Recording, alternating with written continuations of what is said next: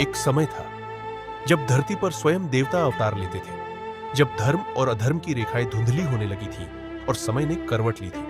उन दिव्य घटनाओं और अद्भुत पात्रों की अमर गाथा स्वयं वेदव्यास ने लिखी। महाभारत ये केवल एक युद्ध नहीं, बल्कि युगों युगों तक चलने वाली चेतावनी है। दो वंश, एक सिंहासन और अनगिनत अधिकारों की आकांक्षा। जहां बचपन में खेल और शिक्षा थी, वहीं भीतर ही भीतर जल रही थी वह अग्नि जो एक दिन समूचे आर्यव्रत को युद्ध की ज्वाला में झोंक देगी। यह कहानी है भीष्म की, जिन्होंने अपने पिता की प्रसन्नता के लिए आजीवन ब्रह्मचर्य का व्रत लिया और अपना संपूर्ण युग दान कर दिया। यह कथा है उस क्षत्राणी द्रौपदी की, जिसके स्वयंवर में एक महान धनुर्धारी ने न केवल मत्स्यवेद किया, बल्कि अपनी नियति भी कर दी। और फिर वो क्षण आया जब धर्म, न्याय और मर्यादा का खुलेआम अपमान हुआ।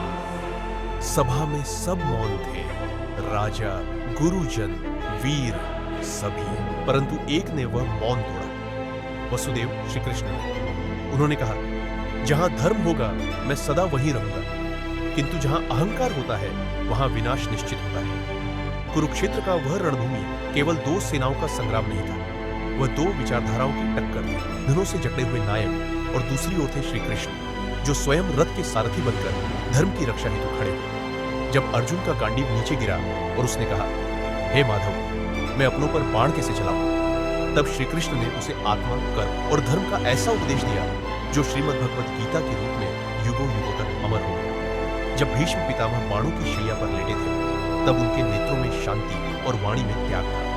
वहीं उन्होंने यह सिखाया कि इस युद्ध में न कोई विजयी था और न कोई पराजय, केवल गहन और अमूल्य जीवन की सीख थी। रक्त, विश्वासघात और समय के चक्रव्यूह में उलझी यह कथा, यह महाभारत कोई साधारण ग्रंथ नहीं, एक चेतावनी है। और अंत में जब सब समाप्त हुआ, तब भी श्री कृष्ण वहीं खड़े थे, मुस्कुराते हुए, क्योंकि जहां श्री कृष्ण हो वहां अंत भी एक नवीन आरंभ होता है।